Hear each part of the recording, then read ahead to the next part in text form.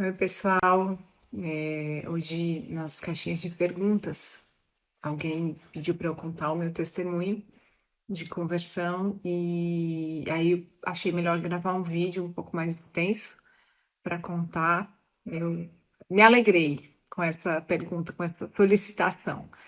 Eu acho que é algo que glorifica o Senhor e então fiquei animada em compartilhar com vocês. E para começar a compartilhar o testemunho, eu vou ler algo que Paulo fala e eu me identifico demais com as palavras dele. Esse texto está em 1 Timóteo, capítulo 1, versos do 12 ao 17. Dou graças a Cristo Jesus, nosso Senhor, que me fortaleceu e me considerou fiel, designando-me para o ministério. A mim, que no passado era blasfemo, perseguidor e insolente, mas alcancei misericórdia, pois fiz isso na ignorância, na incredulidade. Transbordou, porém, a graça do nosso Senhor com a fé e o amor que há em Cristo Jesus. Esta palavra é fiel e digna de toda aceitação, que Cristo Jesus veio ao mundo para salvar os pecadores, dos quais eu sou o principal. Mas por esta mesma razão me foi concedida a misericórdia, para que em mim, que sou o principal pecador, Cristo Jesus pudesse mostrar a sua completa longanimidade, e eu servisse de modelo para todos os que hão de crer nele para a vida eterna. Assim, ao Rei eterno, imortal, invisível, Deus único, honra e glória para todos sempre. Amém. E com isso, eu vou começar a contar para vocês. Eu venho de uma família descrente, né? E quando eu tinha em torno de 11, 12 anos, eu estudava em um colégio de freiras, mas eu tinha uma amiga nesse colégio, o nome dela era Adriana, e ela era crente. E ela levava uma Bíblia para a escola, e ela foi a primeira pessoa que me apresentou a Bíblia. E ela me mostrou, ela abriu as escrituras, eu não me lembro qual era o texto, algum texto do Antigo Testamento, e ela me mostrou na Bíblia Deus falando que ele abominava adoração a imagens de escultura. A gente estudava num colégio católico, a gente tinha aula de religião, tudo isso dentro da capela do colégio. E eu, na mesma hora que ela me mostrou, eu já acatei aquilo ali. Falei, não, nossa, realmente, então Deus não se agrada disso. Ela falou, não se agrada. E ela me convidou para ir para a igreja dela. Eu fui para a igreja dela, lembra que eu tinha 11, 12 anos, mas era uma igreja que a doutrina não era boa. Não se falava em pecado, não se falava em arrependimento, não se falava em necessidade, né, no fato da gente já nascer perdido. Mas eu fiquei algum tempo indo na igreja com ela e respondi a um apelo, né, aqueles apelos de quem quer aceitar Jesus. E eu respondi esse apelo, mas eu não entendi absolutamente nada do evangelho, até porque isso não era ensinado lá. Quando essa minha amiga saiu do colégio, eu perdi totalmente o vínculo com a igreja. Meus pais eram contra, muito contra mesmo. Então eu perdi totalmente o vínculo com a igreja.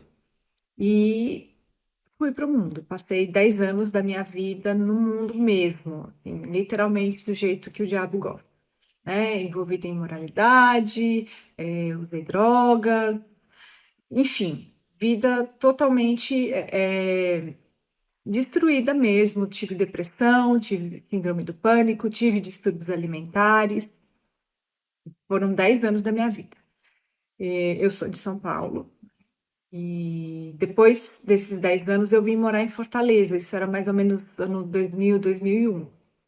Quando eu cheguei em Fortaleza, logo no primeiro ano que eu estava morando em Fortaleza, eu conheci quem hoje é meu marido. A gente se conheceu na faculdade. E a gente logo começou a morar junto. Eu morava sozinha, ele já começou a morar comigo. Então, já começou assim o relacionamento, né? Ele também não era crente. E nós moramos juntos durante 7 anos, quando em 2008 Eu eu morando em Fortaleza, eu sempre ia trabalhar com um crente. Sempre que eu trabalhava em algum lugar, tinha alguém crente no lugar que eu trabalhava, né. Então, eu percebi que Deus já estava ali me cercando de alguma forma. Em 2008, eu conheci um irmão querido, um grande amigo, que é o Rodrigo Saíde, e nós começamos a trabalhar juntos. A gente trabalhava com consultoria empresarial, coaching, essas coisas. E nós começamos a trabalhar juntos e o meu marido foi salvo. Eu salvou meu marido. Quando meu marido foi salvo, a gente começou a frequentar uma igreja e eu achava que eu simplesmente estava voltando para a igreja, né. A pessoa passa mais de 10 anos no mundão e simplesmente de um dia para o outro acha que está tudo certo e volta como se nada tivesse acontecido, né? Mas Deus, em sua maravilhosa graça, me mostrou qual era a minha real condição espiritual. Então, em 2008, meu marido foi salvo. Aí, por conta disso, a gente oficializou o casamento. Então, a gente casou na igreja, né? E passaram-se 2 anos, nós estávamos casados, e a gente teve uma grande crise no nosso casamento, em 2010. E a culpa era minha. Foi por minha culpa. Eu estava trabalhando muito, eu era muito bem-sucedida no meu trabalho, muito bem reconhecida. E aí, por conta de coisas normais da vida do casal que acontecem, eu falei: "Não, não quero mais, eu quero me divorciar". E falei para o meu marido: "Olha, eu não quero que você fale para ninguém na igreja, não quero ninguém se metendo na minha vida". E acabou, a minha decisão é essa, eu não quero mais ficar casada. E pela graça do Senhor, meu marido, contra a minha vontade, foi conversar com o Rodrigo Said, meu irmão, meu amigo, era meu sócio naquela época. E Deus usou o Rodrigo para me fazer enxergar a minha realidade.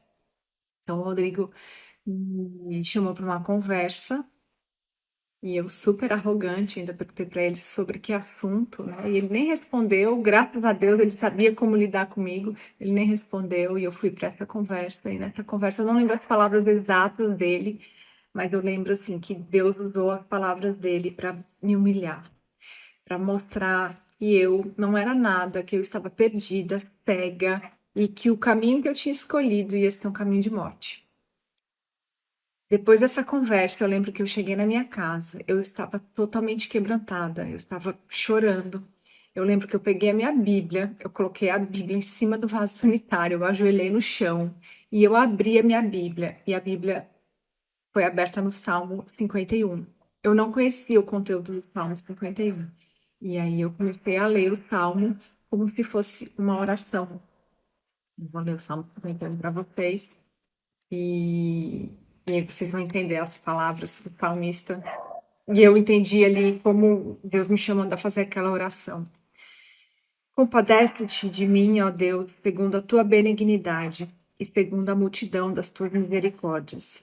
Apaga as minhas transgressões.